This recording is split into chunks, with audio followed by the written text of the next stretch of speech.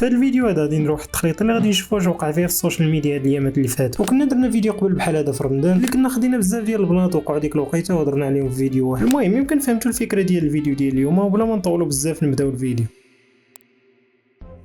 طايره صاحبي اخر فيديو حطيته 2 سيمانات ولكن والله ما عرفت مالك كنطحط لها سمحوا لي وصافي. زعما راه معول هاد الصيف هذا نحط لكم فيديوهات بزاف نحاربوا الاكتئاب نستافدوا الا كانت شي حاجه نستافدوا منها، ولكن ان شاء الله باقي داير هاد الفكره هذه في بالي وغادي نبقى نحط لكم فيديوهات كثار. غير حتى نتوما ما تقصروش من لايكات. الفيديو اللي فات راه ما عجبتونيش غير حيت ما فكرتكمش ما درتوش لايك. اما صراحه فاش كنفكركم بحال الفيديوهات اللي قبل من اللي فات راه الصراحه كتصدموني بالدعم ديالكم. المهم شكرا لكم بزاف على كل حال. واول حاجه نبداو بها في هذا الفيديو هذا هو نباركوا لصحاب الباك اللي صراحه رشقتوها لي نهار النتائج في الانستغرام. حيت الاغلبيه كانوا ناجحين وتشاركنا كاملين معاهم ديك الفرحه ديال النجاح. وبقيت ديك الليله كنبارك لهم واحد بواحد علاش ما قديت. المهم حاولت ما ننسى حتى واحد وما كرهتش نجمعهم كاملين قدامي واحد بواحد ونديروا شي حفله. وقسما بالله فاش يكونوا تيوصلوني ميساجات كثار من بنادم فرحان هكا بالباك وكذا والله الا انا اوتوماتيكمون تنفرح. المهم الله يسر لكم كاملين. وما علينا البنات اللي انتشروا بزاف في السوشيال ميديا ديال الايامات على الباك هي البنت اللي جابت اول نقطه. السلام عليكم، اسمي ضحى هادي، تلميذه في مؤسسه ايا مدينه مستوى الثانيه بكالوريا خيار فرنسيه شعبه علوم فيزيائيه،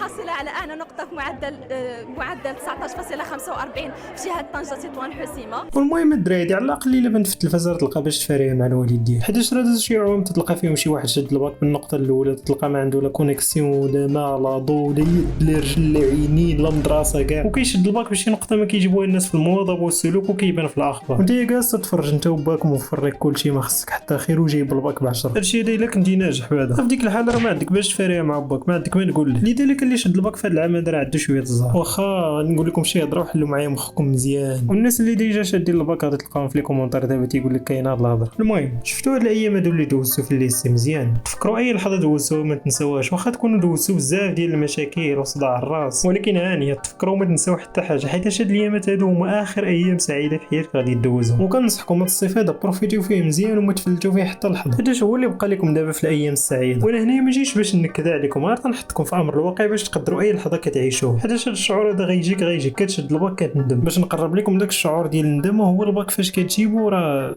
بحال فاش كتجي واللي ما عرفش هاد الشعور هذا راه ما عندي ما ندير ليه. المهم نفس الندمات الدراري حيت من بعد الباك شلام طرق تيبقاو يضربوا لك في راسك ماشي بحال قبل الباك تيكون راس خاوي ديك الساعه كتكون عايش في النعيم ديال الجهل. ندوزو نواسيو الناس اللي ما نجحوش مساكن كيفاش مساكن 2024 هادي وباقي بنادم كيسقط في الباك. سيروا علقوا راسكم اصاحبي واش غير الباك هذا وما قديتوش عليه. شفت واحد خونا جايبو الباك 10 المرات اصاحبي انت ما قادر تجيب الباك حتى مره واحده. بالنسبه للبكالوريا فعلاقتي بها هوايه مجرد هوايه كل سنه كنترشح وكنحاول ننجح وصافي. اسمع دي سي ديروا غير هوايه اللعب وانت ما قادر حتى لا الدراري ضحك صافي الدراري رجعوا والله الا ضحك بالله. بغيت نكد عليكم باش نفوج عليكم شويه وصافي والله كندوي معكم دابا بصح ما ديروش بالكم الدراري الباك راه ساهل وان شاء الله العام الجاي غادي تجيو. هادو اللي نجحوا هذا العام هادو نسبه كبيره منهم راه اصلا كانوا معاودين وفيها خير. هذا العام هذا راه استفدتوا منه ان شاء الله العام الجاي راه غادي تنجحوا نقطه مزيان. ولكن الشيء هذا ما كيمنعش انني نعاود لكم واحد البلان خفيف ديال واحد الشيء اللي عزيز عليا ولكن الشيء اللي دار راه ما كيدخلش للعقل. حلوا معايا مخكم مزيان راه واخا صعيب هذا الشيء هذا تيقوه. المهم تخيلوا معايا ان هذا السيد هذا كان جاب 2 في الجهوي. المهم طلع الباك ودوز العام ديال الباك وراكم عارفين جيب 2 في الجهوي يعني راه خصو هذا العام ديال الباك يدير شي مجهود ما يمكنش. ولكن الدراري داكشي كاين غير في الافلام جاب 5 في الوطني وما نجحش صافي كانت واضحه الدراري. ولكن عاود العام الاخر وداز العام كامل وجا الوقت ديال الوطني واش قلنا الجهوي جاب فيه 2 والعام الاول ديال الباك ما نجحش جاب في الوطني 5. اذا ركزوا معايا مزيان وهبطوا لي كومونتير دابا وقول لي اش في نظركم غادي يدير. المهم ديروا بوز وخذوا راحتكم في لي كومونتير صافي ساليتو.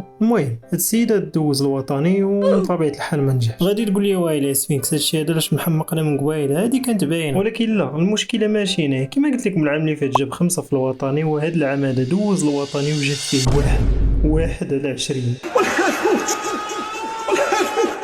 انا الدراري فاش كان تيعاودها لي انا راه صافي راسي خسر والله تخسر لي راسي ضرني راسي ديك الليل. والشيء هذا كامل اللي قلت لكم راه مازال ما صدمتكمش. تخيلوا معايا هذا السيد هذا راه ما مصاحب من بلي وديما حاضر الحصص كاملين على مدار العام ما كاينش الغياب. وفاش كنجي ندوي معاه وكيبقى يهضر معايا راه كيفهم اللغه ديال بنادم وحتى لونجلي راه كيفهم فيها شويه راكم عارفين منين تعلم. وهذا الشيء هذا كامل ودار هذا الانجاز التاريخي اللي بحال يقدر يديروا شي واحد من بعد اللي هو انه جاب 1 في الوطني اللي تبغي غير تحسبها ما تعرفش كيفاش دير لها من وسط كاع هاد المواد اللي دوز. المهم هذا الشيء هذا كيبقاو الصوري اللي جيت نعاود لكم شي بلان اخرين وقعوا لي راه يضركم راسكم. لذلك خلينا غير في هذه ما حد ندوين على الباك. ومن بعد النتائج ديال الباك كلشي كان كيتسنى واحد السيد اللي بيكاو عليه هاد الايامات بزاف، اللي هو السيد هذا اللي الاغلبيه ديالكم تكونوا تعرفوا، اللي تيدير واحد الكونتنت زوين وحتى الدري نقي حتى هو اللي فهاد الباك هذا جاب 13. وتقدر تقول لي مالو الا جاب 13؟ الناس كانوا مطلعين السقف ديال التوقعات عليه، علاش المحتوى ديالو كان عباره على الموتيفاسيون، كان تيموتيفي الناس اللي غيدوزوا الباك، وكان تيعطيهم شي طرق اللي تيخليو الباك يكون عندهم ساهل. وحتى انه دار واحد البلان اللي هو اللي خلى الناس يطلعوا عليه، اللي هو واحد الميتاب ولا ما عرفت كورس اللي دايرو ب 200 درهم اللي فيه كيفاش تخلي القرايه تكون ساهله. والمشكله هو اصلا راه باقي تيدوز الباك ومقاتل معاه. داكشي علاش في الوقت فاش خرجوا النتائج وتلقى انه جاب 13 ولا ميم ديك الساعه. وحطيتو انا ديك الساعه في الستوري شي وحدين ما فاهمينش الكونسيبت مره، ما عارف الا ساركازم لا والو، شافوني ضحكت على هذا البلان هادو تيسحبوني واش ما حاملوش ولا ما عرفت، هادو غير حيدوا ابوني وما يبقاوش يتفرجوا فيا كاع يديروا لي بلوك. هادو وقت ما ضحكت على شي بلان غيقدروا يقولوه هما كيبغاو، واخونا براسو ولا في لي كومونتير وحدت البلان هذا غير بالضحك، وبنادم اخر ما متقبلهاش. يلا تخيل انت. وصراحه تنحيد خونا هذا كيما قلت لكم الكونتنت ديالو زوين، وانك تكري كونتنت ويكون عندك الباك راه ما ساهلش. يعني راه كون ركز على الباك بوحدو راه كان غيجيب اكثر. وحتى التعليمات اللي كان كيعطي للناس اللي غيدوزو راه كيما كتعرفوا المدرب راه كيعطي التعليمات ولكن ما تينساش التيران يلعب. المهم نبعدوا دابا على الباك ونشوفوا هاد خيتي حتى اللي بيكاو عليها هاد الايامات بزاف، اللي كانوا بسبب شي تصريحات اللي كانت دارتهم في واحد البودكاست. وراكم عارفين اي حاجه كتجي ما بين ريد بيل والفيمينيست راه كتنوض البلبال، وهي داكشي اللي درت مسكينه بلا ما تحس. لان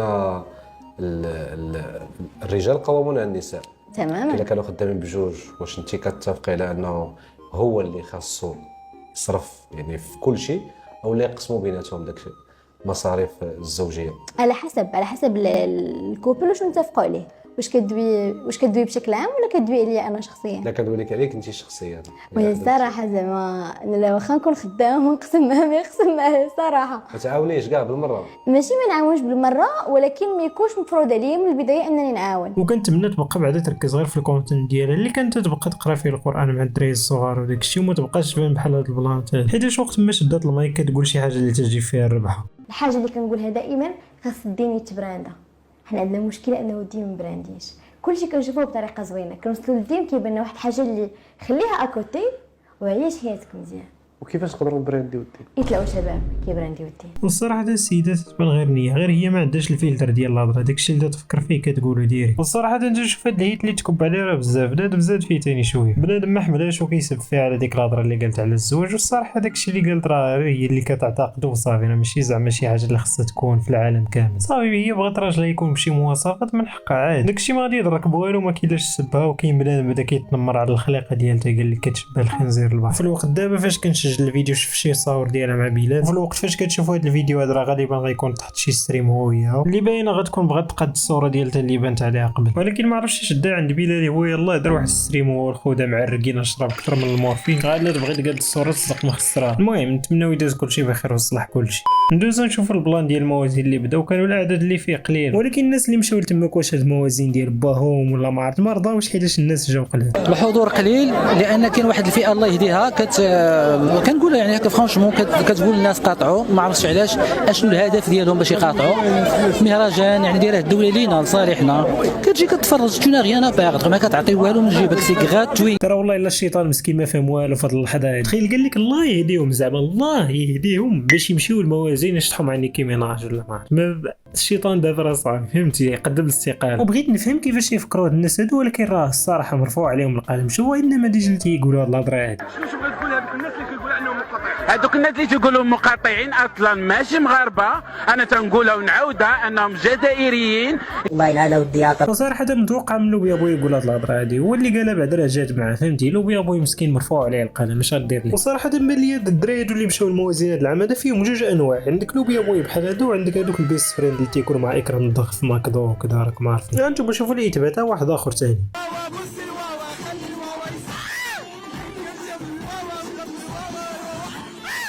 ونزيد لكم واحد اخر باش تقتنعوا مزيان تمشيو على يقين من هاد الهضره هادي اللي قلت لكم. انا متاكد بزاف ديال الناس فرحوا فاش سمعوا بلي موازين راجع في 2024. فريمون موازين من احسن لي فيستيفال اللي كاينين عالميا. اضافه ما نساوش انه موازين عند كلبيه غتفرج، ما عندكش كلبيه حتى هي غتفرج. صافي اقتنعتوا الدراري، يعني راه مشيتي الموازين راه الرجوله ديالك في خطر صافي. واش شفتي بلان في الموازين ديال هذا العام تتبان لي الماسونيه داخله في هذا الشيء معلم. واخا تقول لي راه ميتروبو من هذاك الليبل ديالو هذاك اللوغو تيتبعوا فين ما مشى، اييه هو هادي اش غنقولوا عليها، راه كيما قلت لكم راه ما كاين ما، ولكن الماسونيه داخله في هذا الشيء هذا. بلا ضحك دابا بلا والو الدراري، والله الا غادي يبقاو شويه تيدخلوا لنا شي حاجه اللي ما عمرنا شفناها، ولكن ثاني كاين شي بلان تهربوا عليا في هاد الموازين هذا. جابوا واحد الفرقه ديال الكيبوب داكشي بحال بي تي اس تا هما مدرحين وصافي تيشبوا ليهم، وشوفوا الحاله اللي داروا عليهم.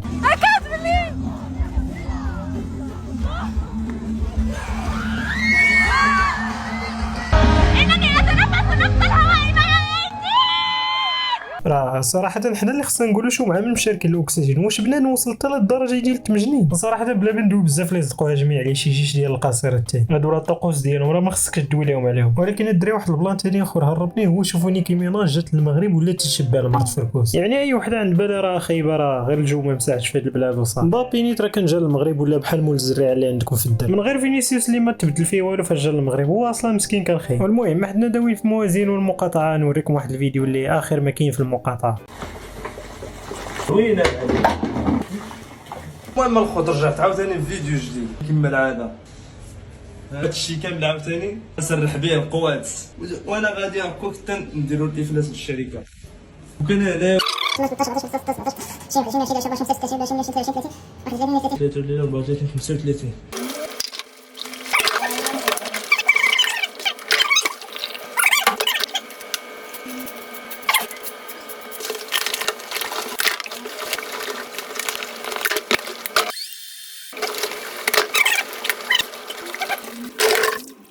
شتي بنزينه القرايه الدراري، زعما راه الشيء هذا تيديروا باش يطيح لهم الاقتصاد، فهمتي، باش يقضي على كوك، هو راه غير الاقتصاد ديالو اللي طيطيح. وخونا زعما راه دار بزاف ديال الفيديوهات، راه ماشي غير واحد تيجي بستوك ديال كوكو كيبقى يخوي فيه بحال هكا، خونا راه داير ما في جهدو باش يطيح لهم الاقتصاد ويعذبهم، فهمتي. صراحه الدراري تنتمنى امريكان واسرائيل ما يشوفوش هذا الفيديو هذا، حيت الا شافوا والله تيخراو غير واللي قريب للسيد هذا لا الا ما يمشي يدير فيه واحد الخير ويوري شنو هي المقاطعه. وحتى نتوما اللي كتفرجوا في هذا الفيديو هذا، المقاطعه هي السلاح الوحيد اللي عندكم باش نعاونوا خوتنا، ونتمنوا لهم الفرج القريب ان شاء الله. والمهم هذا ما كان الدراري والبنات، وما تنساوش لايك وسبسكرايب وبارطاجي مع صحابكم. تهلاو في راسكم وتهلاو في والديكم